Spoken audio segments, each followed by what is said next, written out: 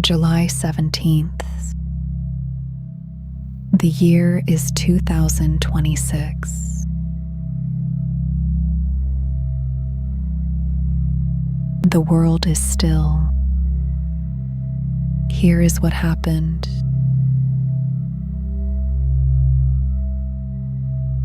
The United States launched new strikes against Iran on Thursday.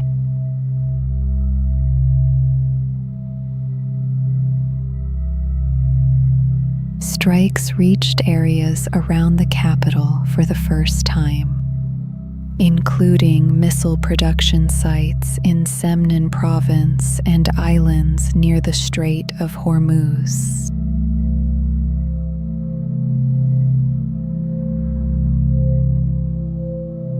Iranian officials say more than 35 people have been killed and over 300 wounded since the latest round of fighting began.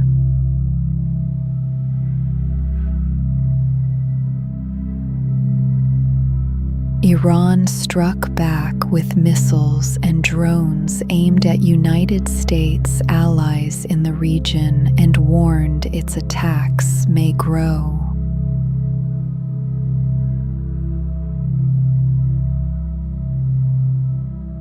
An Iranian military spokesperson said the strait is a red line, and that Iran will not allow any foreign country to interfere with it.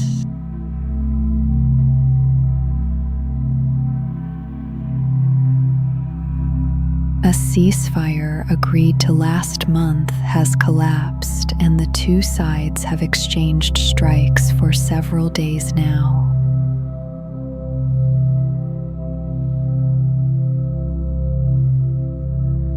The Strait of Hormuz remains closed to shipping traffic, keeping oil prices elevated and the standoff unresolved.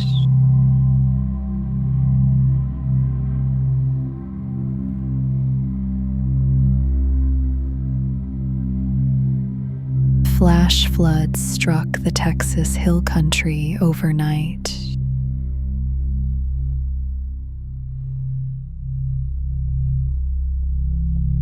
At least 2 people died. One swept away near Uvalde, one in Kerr County.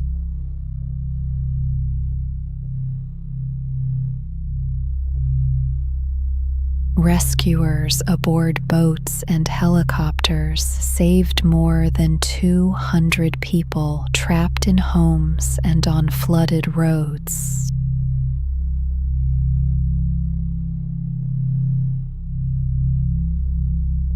The governor of Texas said more than 2,000 first responders were deployed, and more rain was expected through Friday.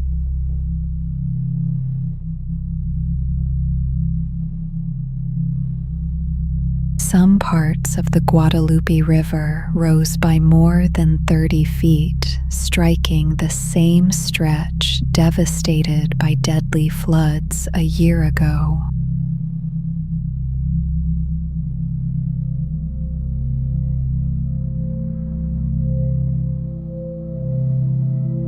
The President of the United States delivered a primetime address from the White House on Thursday.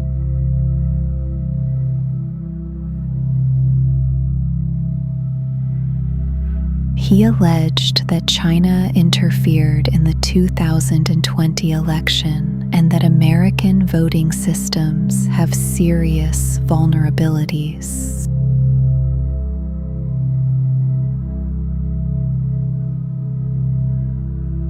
He said he had declassified intelligence files supporting those claims.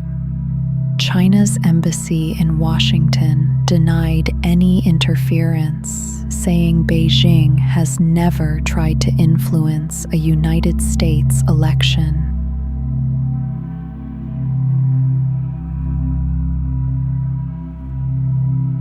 The United States intelligence community previously concluded with high confidence that China did not interfere in that election.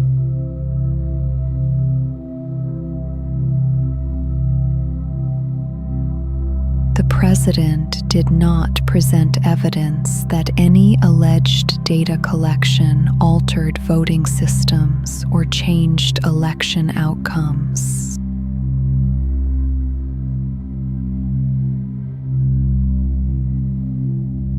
Democratic lawmakers accused him of trying to undermine confidence in this November's midterm elections, which will determine control of Congress.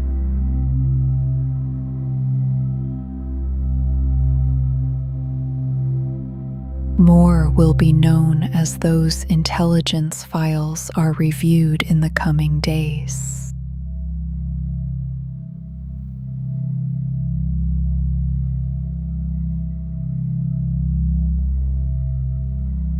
A hospital in Karachi has been linked to an HIV outbreak affecting mostly children.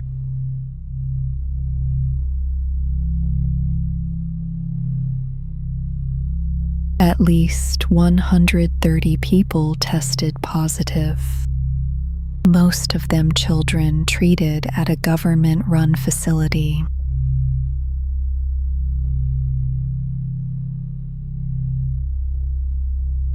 Two internal inquiries found serious lapses in infection prevention, including improper handling of syringes and inadequate protective equipment.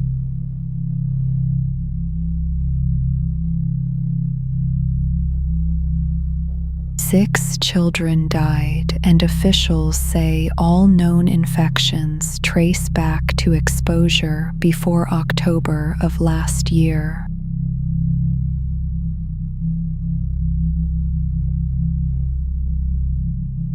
"37 hospital staff received show-cause notices, and criminal cases and dismissals may follow."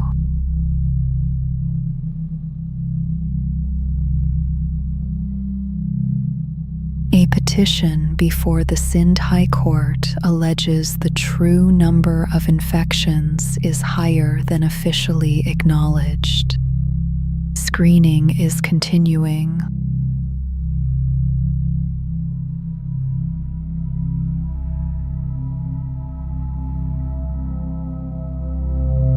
A new study found that major artificial intelligence chatbots are more likely to refuse criticism of authoritarian governments than democratic ones.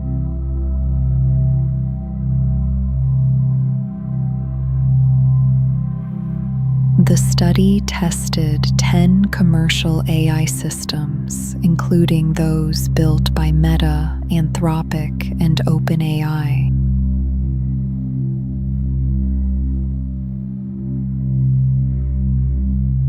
When asked to produce critical content about leaders in China, Saudi Arabia, and Thailand, the models declined, while similar requests about leaders in the United States and the United Kingdom were fulfilled.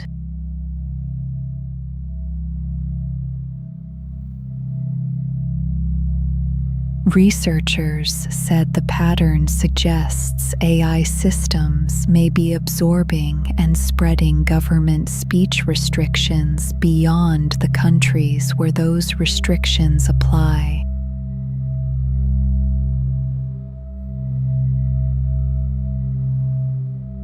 The board said it could not determine whether the bias came from training data or deliberate company decisions. Further review is expected.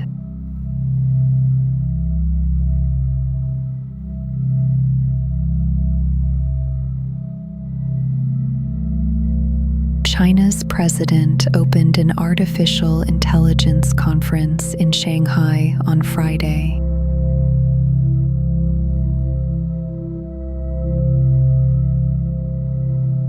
he called for global cooperation on AI development and governance, and said no single country should dominate the field.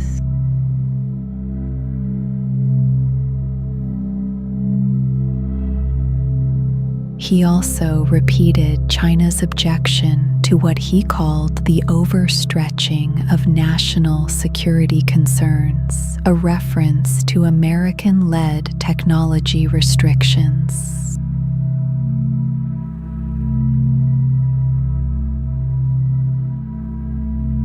Over the next 5 years, China will offer 5,000 AI training opportunities to developing countries and expand cooperation with several regional blocs across Africa, Asia, Latin America, and the Middle East.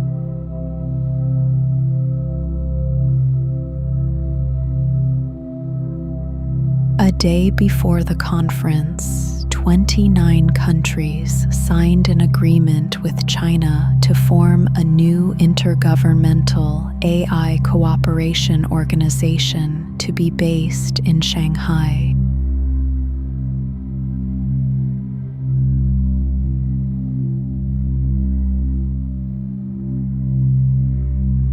Japan's parliament passed revisions to the law governing its imperial succession.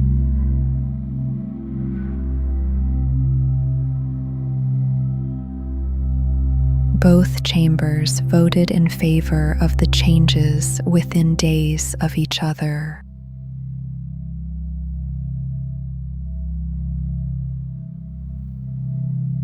The revisions allow princesses to remain in the imperial family after marrying commoners, and allow the family to adopt male line descendants from former branches.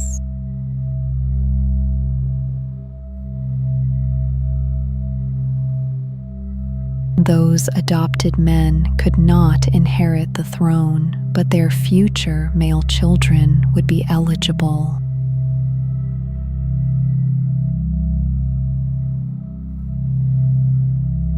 Critics say the changes have a clear aim to prevent a woman from ever becoming emperor.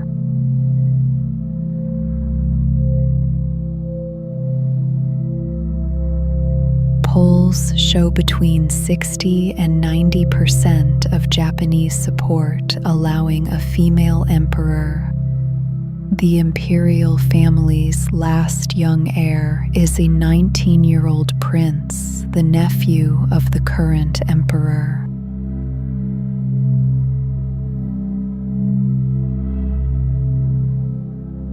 A final decision on succession rules has not been reached, and the debate is expected to continue.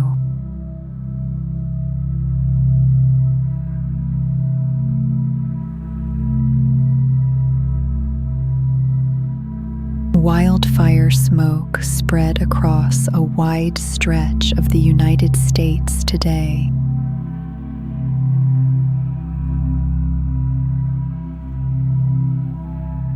It reached from the Great Lakes to the East Coast, and air quality fell to unhealthy or hazardous levels in many cities.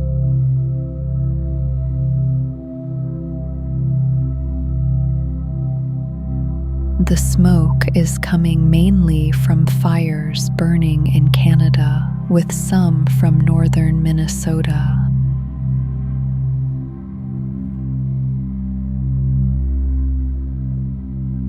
A high-pressure system has trapped the smoke close to the ground, reducing visibility in some areas to less than a mile.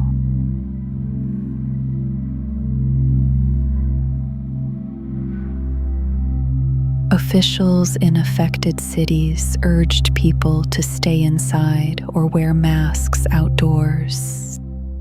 And forecasters say the smoke may return for weeks or months until the fires are out.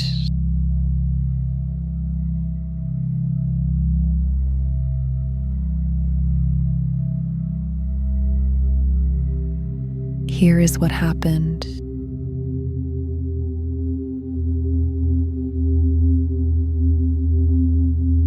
The world is still.